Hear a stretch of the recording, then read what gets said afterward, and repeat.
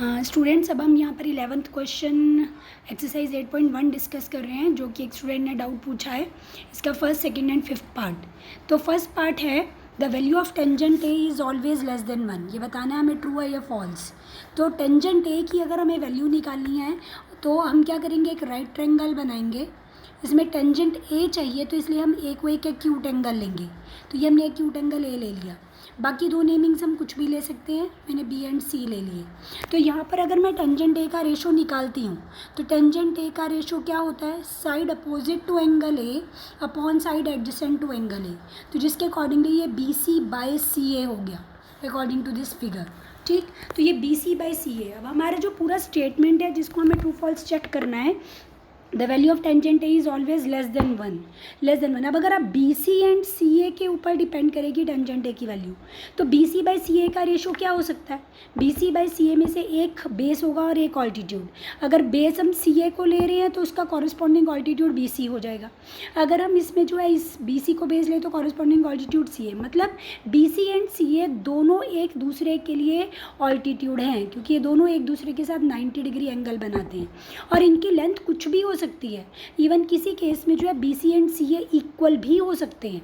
B C and C ए के लिए जैसे आपने एग्जांपल सुनी होगी, right isosceles triangle. Right isosceles triangle जब होती है तो उस राइट आइसोसेलेस ट्रायंगल में राइट एंगल भी होता है और आइसोसेलेस है तो ये साइड्स इक्वल भी होती हैं। तो वहाँ पर टेंजेंट ए के केस में अगर वैल्यू निकालेंगे तो बी सी और सी ए इक्वल हो जाएंगे। ठीक, और किसी केस में बी सी जो है बी सी सी ए से मोर भी हो सकता है, बी सी की लेंथ सी ए से ग्रेटर भी हो सकती है। तो यानी कुछ भी सिचुएशन पॉसिबल है। All the three situations are possible. B C can be greater than C A, B C can be equal to C A, B C can be less than C A. जब तीनों में से कुछ भी relations possible है तो numerator अगर greater हो जाएगा डिनोमिनेटर से तो वैल्यू ग्रेटर देन 1 हो जाएगी। अगर दोनों इक्वल हो जाएंगे तो वैल्यू इक्वल टू 1 हो जाएगी। और न्यूमरेटर बी सी अगर लेस हो जाएगा सी ए से तो वैल्यू लेस देन 1 हो जाएगी। जबकि ये स्टेटमेंट में कह रहे हैं कि टेंजेंट ए की वैल्यू ऑलवेज लेस देन 1 है, तो no, this statement is false.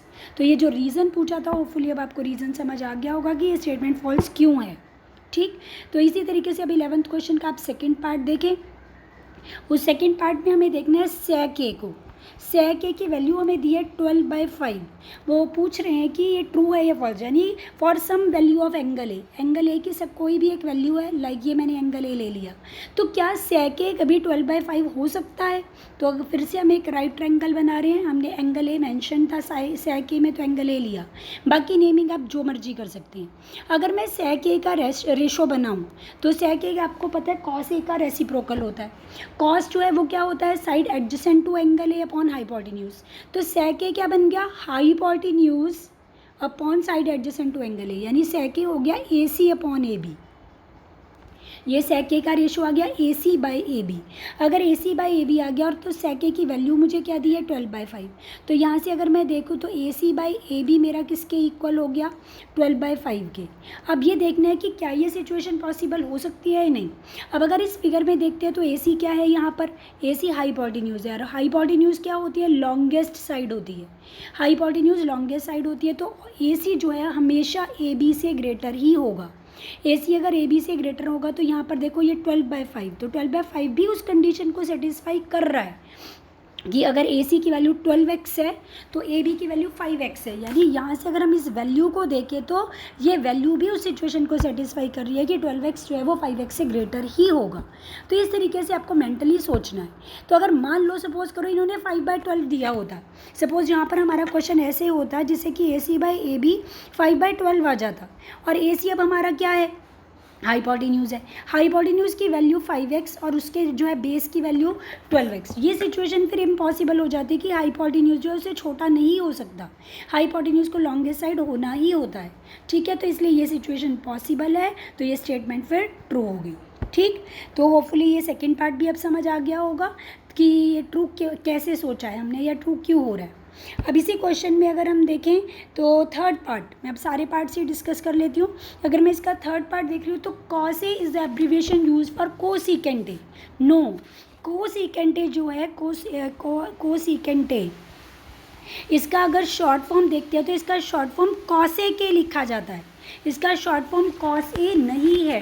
ये चीज़ अगर आपको देखनी है तो आप पेज नंबर 175 एनसीईआरटी में खोलें तो वहाँ पर आपको जो बीच में रेशोज़ मिल रही हैं, sine of angle A, cosine of angle A, cos A का जो पूरा नाम होता है कोसिकेंट ए नहीं होता, कॉस ए का पूरा नाम कोसाइन ऑफ एंगल ए होता है, ठीक है। और टेंजेंट ऑफ एंगल ए जिसको हम शॉर्ट में टेंजेंट ए लाइक ऐसे लिखते हैं, ठीक। और उसके अगला जो है कोसिकेंट है जिसको हम शॉर्ट में कॉसे के लिखते हैं, उससे नेक्स्ट सीकेंट है जिसको हम सेके लिखते हैं, ठीक। और लास्ट है कोटेंजेंट है कॉट है, यानी हम जो भी नाम लिखते हैं हम पहले 3 अल्फ़ाबेट्स लेकर उसका शॉर्ट में नेम लिखते हैं। जैसे साइन ऑफ एंगल ए भी अगर आप पहला देखेंगे तो SIN साइन ए लिखते हैं, कोसाइन ए में कॉसियोएस कॉसे, हर जगह पूरे पूरे नाम इसमें दिए हुए हैं।